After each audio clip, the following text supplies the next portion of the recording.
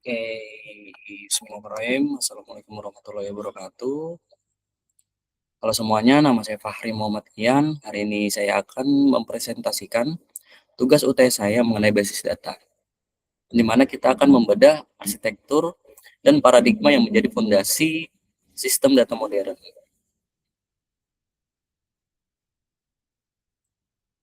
Pengertian DBMS.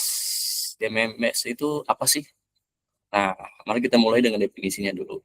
DBMS atau Database Management System khusus untuk menyimpan, mengatur, dan mengelola data secara sistematis.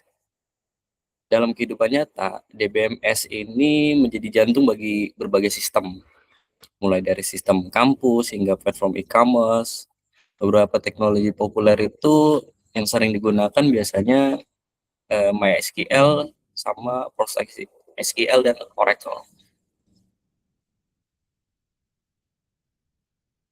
Ancaman redundansi data. Mengapa kita membutuhkan DBMS? Masalah utama tanpa DBMS adalah redundansi data, di mana informasi yang sama terduplikasi berulang kali yang menyebabkan pemborosan ruang simpan dan tidak konsisten. Nah, dengan DBMS ini, kita memiliki satu sumber data terpusat yang menjamin integritas data dan menghilang duplikasi tersebut.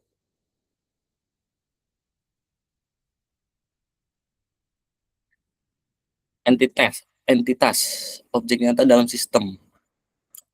Dalam basis data, kita mengenal istilah entitas. Entitas adalah representasi objek nyata yang memiliki atribut khusus.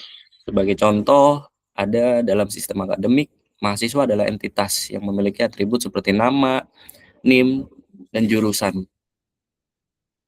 Contohnya ada di gambar tersebut. Terus contoh entitas lainnya itu bisa berupa dosen atau produk.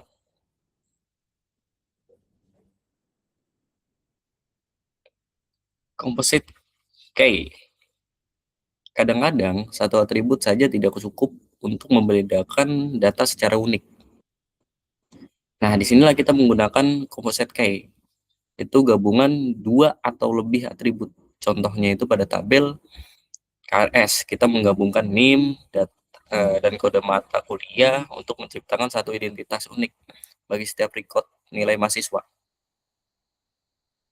Next, indeks key, akselerasi pencarian untuk mempercepat akses data. Kita menggunakan indeks key. Bayangkan ini seperti daftar isi dalam buku. Tanpa indeks, sistem harus memindai seluruh tabel scan. Namun dengan indeks key, sistem bisa langsung melompat ke data yang dicari secara cepat tanpa harus memeriksa semuanya satu persatu. Evolusi arsitektur basis data. Arsitektur basis data telah berevolusi dari model 1 tier atau monolitik yang kaku ke 2 tier, yaitu client server. Hingga standar modern saat ini yaitu 3 tier. Pada model 3 tier, terjadi pemisahan yang jelas antara klien, tampilan, application shaper, atau logika bisnis, dan database server penyimpanan data agar sistem lebih terukur.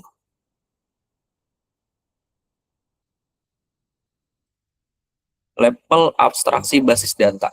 Ada 3 level bagaimana data dilihat dari sistem. Level internal bagaimana data disimpan secara fisik di perangkat keras. Terus ada level konseptual, struktur logis dan relasi antar data.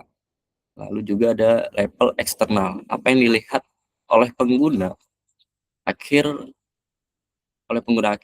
melalui tampilan aplikasi tersebut. Oke. Model hierarki versus jaringan. Kita juga mengenal perbedaan model struktur data. Model hierarki berbentuk pohon atau top down yang kaku dengan hubungan satu ke banyak, seperti struktur organisasi. Itu contoh salah satunya. Sementara model jaringan lebih fleksibel dengan struktur graf. yang mendukung hubungan banyak ke banyak, seperti pada koneksi media sosial. Beberapa contoh gambar di icon ini. IRD Basis Relational Database. Sebelum membangun basis data, kita melakukan perancangan menggunakan IRD, Entity Relationship Diagram, sebagai model konsepsional. Setelah desain matang, barulah diimplementasikan ke dalam relational database yang berwujud tabel-tabel fisik yang saling berelasi di dalam sistem tersebut. Paradigma modern, SQL versus NoSQL. Di era modern, kita memilih antara dua paradigma besar. SQL cocok untuk data terstruktur dengan skema tetap dan konsisten tinggi, seperti MySQL. Sedangkan kalau NoSQL lebih fleksibel dan dinamis, sangat baik untuk skalabilitas horizontal dan data yang tidak terstruktur, seperti Mongo Database. Simpulannya, fondasi sistem modern sebagai penutup, sistem IT yang modern harus mampu mengurangi redundansi, menggunakan infrastruktur terukur, 3 tier, dan memilih model data yang tepat, SQL atau NoSQL.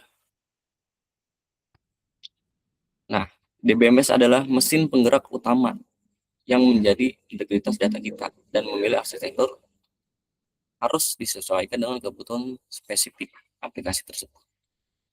Baik, mungkin itu aja presentasi saya untuk tugas UTS hari ini. Kurang lebihnya mohon maaf. Terima kasih. Assalamualaikum warahmatullahi wabarakatuh.